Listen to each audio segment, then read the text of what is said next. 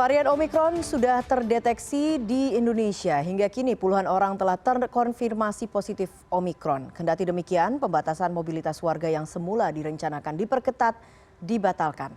Pembatasan mobilitas dari pemerintah pun sebatas imbauan. Lantas bagaimana media menyoroti kebijakan pemerintah dalam menangani varian baru ini di tengah libur Natal dan Tahun Baru? Untuk membahasnya sudah hadir melalui sambungan virtual dengan Revolusi Riza, Wakil Pemimpin Redaksi dan Kepala Peliputan CNN Indonesia TV, dan nanti juga akan bergabung Elvan Dhani Sutrisno, Wakil Pemimpin Redaksi Detik.com. Mas Revo, selamat malam. Selamat malam. Mas Revo, sejak terdeteksi masuk ke Indonesia 16 Desember lalu, apa saja catatan media soal upaya pemerintah mencegah peningkatan penyebaran Omikron di tanah air? Mungkin kita bisa mulai dari pintu masuknya ya, di mana kemudian mayoritas kasus Omikron di Indonesia ini imported case. Apakah kebijakan yang ada menurut catatan redaksi sudah efektif untuk menahan laju penyebaran Omikron? Yes, kasus Omikron ini memang sangat layak untuk kita waspadai ya, karena memang angkanya sejak pertama kali ditemukan ada 1, kemudian menjadi 3, menjadi 5, 8, 11, 31 gitu ya, 19, 31 gitu. Jadi pertambahannya cukup signifikan gitu. Walaupun memang ada beberapa hal yang harus ada satu sisi yang harus kita tetap bukan kita syukuri ya, tapi paling tidak ini semuanya adalah imported case, seperti yang tadi disampaikan oleh Mbak Eva kan, bahwa ini adalah imported case, artinya belum sampai terjadi transmisi lokal gitu. Dan artinya juga ada pengawasan dan deteksi dini bagi orang-orang yang baru masuk di Indonesia, dan kemudian mereka terisolasi dengan cukup baik. Nah, ini satu hal yang juga harus kita apresiasi sebenarnya dari sejauh ini apa yang sudah dilakukan oleh Satgas COVID-19 gitu ya di Indonesia dan pemerintah gitu. Walaupun memang banyak sekali kita mendengar 1, 2, 3 beberapa keluhan-keluhan terkait dengan lamanya waktu tunggu untuk menuju tempat isolasi, tapi paling tidak ini membuktikan bahwa semua pengawasan dan deteksi dini itu berlangsung dengan cukup baik sejauh ini. Nah, kita kan yang kita khawatirkan adalah jangan sampai kemudian terjadi kebocoran dalam imported case ini bocor tanpa terdeteksi, kemudian menyebar menjadi transmisi lokal gitu ya, yang terjadi seperti yang terjadi pada bulan Juni dan Juli lalu ketika varian Delta masuk di saat libur Lebaran pada waktu itu ya. Nah, ini yang menjadi catatan selanjutnya adalah bagaimana kemudian sebisa mungkin pemerintah ini menjaga betul deteksi dini supaya Omikron ini terisolir lah di tempat-tempat isolasi. Oke, tadi Mas Revo mengatakan bahwa terjadi peningkatan yang cukup signifikan di tanah air. Tapi memang kalau kita bandingkan dengan di luar negeri, misalnya di negara-negara Eropa yang sampai saat ini jumlah penambahan kasus Omikronnya lebih dari 100.000 misalnya.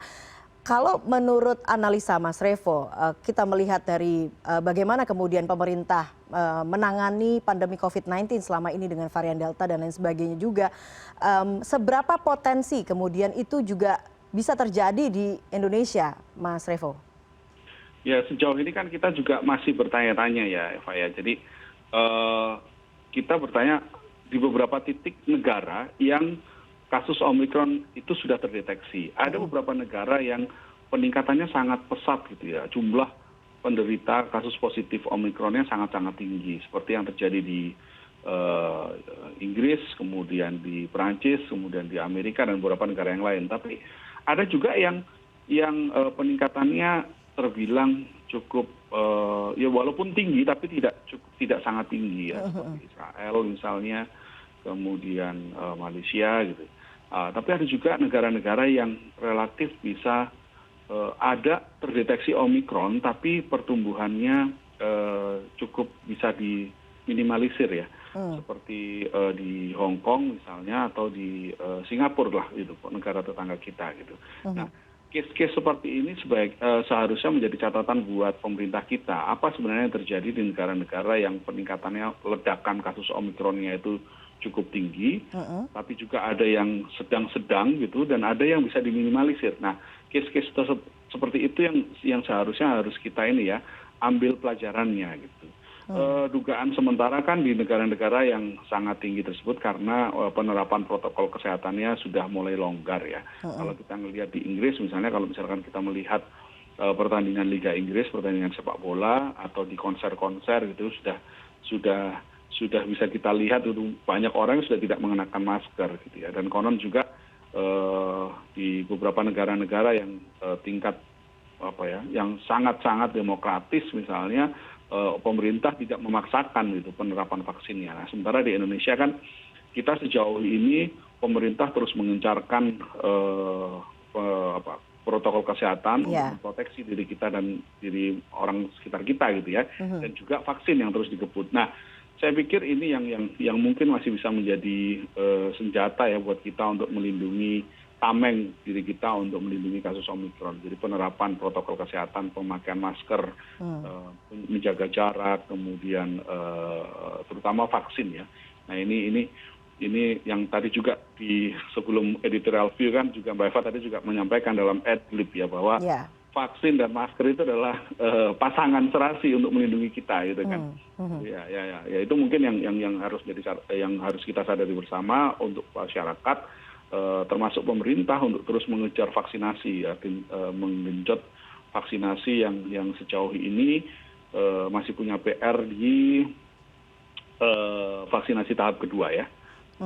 Oke, artinya memang ada perbedaan kebijakan begitu ya dalam upaya untuk menangani pandemi COVID-19 kalau dibandingkan antara Indonesia kemudian dengan negara-negara lain, termasuk juga negara Eropa yang kemudian peningkatan jumlah kasus varian Omikronnya itu begitu pesat begitu ya. Sudah bergabung bersama kita juga Mas Revo, Mas Elvan Dhani Sutrisno, Wakil Pemimpin Redaksi Detik.com. Mas Elvan, selamat malam. Selamat malam. Ya, saya langsung saja minta catatan-catatan dari Detik.com soal bagaimana upaya pemerintah untuk menahan laju perkembangan kasus varian kasus COVID varian Omikron ini di Indonesia. Apa saja catatan dari Detik.com? Oke, saya kira kita patut bersyukur ya kalau dari laporan penambahan kasus di libur Natal kemarin tidak signifikan ya. Artinya kesadaran masyarakat terkait protokol kesehatan itu sudah baik. Dan aturan dari pemerintah juga saya rasa cukup ketat ya, dan itu membuat kita sama-sama waspada gitu. Kalau dilihat dari kasus Omikron saat ini di Indonesia ada 31 orang ya. Kemudian kasusnya Omikron itu kalau menurut pakar itu kan virus bermata dua. Meskipun dia itu menular dengan cepat, tapi dia juga tidak ada banyak kasus kematian. Jadi dia bisa melawan antibodi, tapi dia juga tidak bisa mengakibatkan dampak yang signifikan. Saya kira itu oke. Jadi masyarakat jangan panik, tetap tenang gitu kan. Meskipun di dunia ini memang betul-betul seperti disampaikan tadi merajalela ya, di Perancis sekarang paniknya luar biasa, Amerika dan lain-lain. Cuman kita pertumbuhannya pelan, mudah-mudahan ini bisa ditekan dengan cara memang seperti yang sudah diarahkan Presiden harus dijalankan oleh semua pembantunya ya, untuk betul-betul mengunci pintu masuk dari luar itu kuncinya. Karena ini kan virus dari luar. Dan memang jangan sampai ini kemudian terjadi penyebaran lokal. Kalau terkait dengan Nataru, pantauan kami dari Detik.com, ada 1,4 juta, sekitar 1,350 kendaraan yang keluar Jakarta. Dan itu mayoritas itu ke arah timur, artinya dan ke arah Sumatera. Jadi itu betul-betul mudik memang, banyak yang mudik Natal ini. Kemudian juga tempat-tempat wisata seperti Ragunan, kemudian Bandung segala macam itu terjadi kemacetan juga banyak tempat wisata yang padat. Ancol misalnya itu kenaikannya sampai dengan 23.000 dalam sehari. Beberapa tempat wisata lain sampai 100% pertumbuhannya yang datang ya. Artinya memang masyarakat menggunakan momen libur Natal dan Tahun Baru ini untuk jalan-jalan. Jadi memang kita harus betul-betul waspada, jangan lepas protokol kesehatan, pintu masuk harus dikunci, vaksinasi jalan terus, dan dan jangan panik, jangan juga termakan isu-isu hoax seperti yang sekarang lagi berkembang ya, ada Delmikron yang katanya gabungan Delta dan Gabungan Omikron Delta dan itu sudah Omikron fix ya. itu hoax. Mhm. Jadi jangan panik, isu yang dimainkan oleh pakar dari Singapura, dari India itu sudah murni dibantah oleh WHO sendiri. Jadi artinya sekarang ini kita harus waspada agar sama-sama bisa menjaga Nataru tidak terjadi lonjakan kasus lagi. Begitu. Nah itu dia Mas Elvan, salah satu yang kemudian menjadi catatan dalam penanganan pandemi tentunya ini soal data begitu ya, baik pengelolaannya, kemudian transparansi dan juga tadi Mas Elvan sempat menyebutkan serbuan informasi hoax. Apakah ini juga masih potensial dialami dalam situasi penanganan varian Omikron? Saya kira namanya masyarakat itu kan mendapatkan informasi dari banyak tempat. Salah satunya itu kan dari media sosial. Nah, kalau dia mendapatkan informasi dari media itu akan jauh lebih valid dibandingkan dengan media sosial. Memang media sosial itu tidak bisa ditandingi kecepatannya. Karena semua orang sekarang sudah menjadi seperti tanda petik wartawan. Tapi wartawan yang tidak punya sertifikat jurnalistik gitu ya. Jadi mereka tidak punya kewajiban untuk melakukan verifikasi informasi dan kemudian juga klarifikasi. Akhirnya kalau masyarakat termakan itu justru berbahaya. Dan di media sosial kami monitor memang berbahaya sekali. Hoax itu memang gila-gilaan bisa dibilang begitu bahasa anak gaulnya. Artinya sebagai media sebetulnya kami pengen menjalankan peran dengan melakukan klarifikasi dan verifikasi konten yang hoax di media sosial itu. Makanya kayak Daily Omikron ini kemudian kita klarifikasi kemana-mana. Tujuannya biar masyarakat tidak panik begitu. Karena panik itu bahaya. Panik itu bisa membuat kita mundur dari apa yang sudah kita jalani, dari bagaimana kita bisa melewati krisis COVID kemarin. Oke, Mas Revo ingin menambahkan? Iya, memang dari sejak awal ya kita kan tidak hanya menghadapi pandemi tapi juga infodemi gitu. Ada banyak informasi yang berseliweran karena memang kecanggihan teknologi informasi yang saat ini terjadi. Tapi memang efeknya adalah tidak semua informasi yang ada itu bisa terverifikasi dengan cukup baik. Memang sekarang ada tugas tambahan memang buat media seperti Detikcom dan CNN Indonesia, salah satunya adalah menjernihkan informasi yang keliweran di media sosial. Dan saya pikir penting bagi publik kalau misalkan menerima informasi itu harus dilakukan proses pengecekan ya. Salah satu pengeceknya ya harus ke media-media yang sudah terverifikasi atau media-media arus utama yang selama ini menjalankan fungsi jurnalistiknya dengan cukup baik ya. Oke. Nah, kalau misalkan kita promosi ya bacalah Detikcom dan CNN Indonesia gitu. Baik. Terakhir kita merap up topik pertama kali ini. Saya ingin tanya pertanyaan yang sama dengan Mas Revo dan juga Mas Elvan. Kita tahu puncak kasus Omikron belum terjadi tentunya. Bagaimana kemudian catatan redaksi upaya untuk menahan laju penyebaran Omikron ini? Mungkin ke Mas Revo dulu, silakan. Iya, ini kan sekarang sedang pada tahap banyak orang sedang pergi untuk pulang ke bersilaturahmi ya. Seperti tadi disampaikan oleh Mas Elvan bahwa ada 1,35 juta orang yang terdeteksi meninggalkan Jakarta dan untuk menuju ke kampung halaman gitu ya.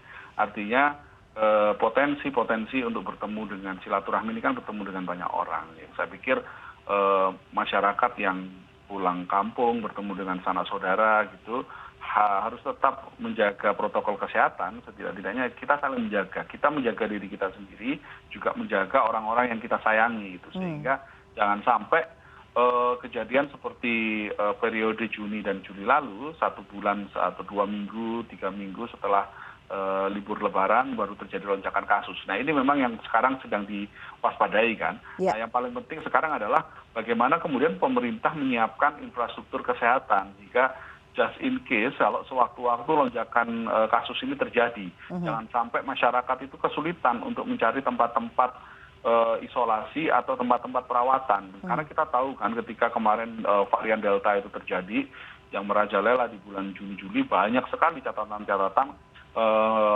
penderita itu kesulitan untuk mengakses akses kesehatan. Bahkan mencari oksigen ya pada waktu itu juga sulit ya. Jadi hal-hal seperti ini yang harus dipersiapkan gitu. Jangan sampai kejadian seperti pertengahan tahun kemarin itu terulang lagi. Baik, harus ada langkah-langkah antisipasi. Mas Elvan, singkat.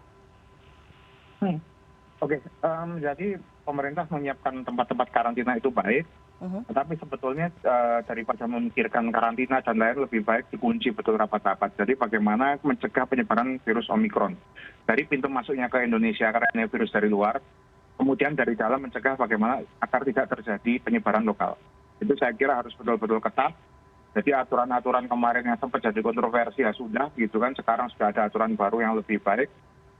Mudah-mudahan ingat ya, kesehatan itu menjadi hak seluruh rakyat Indonesia, jadi pemerintah harus betul-betul serius. Tadi Mas Revo sudah sampaikan, artinya memang betul-betul aturan itu harus ketat, nggak bisa dinegosiasi. Kita tahu kemarin banyak kasus kan, ada sampai bayar, akhirnya harus karantina, dia bisa ke rumah dan lain-lain. Itu jangan sampai terjadi lagi. Beri contoh yang baik untuk masyarakat.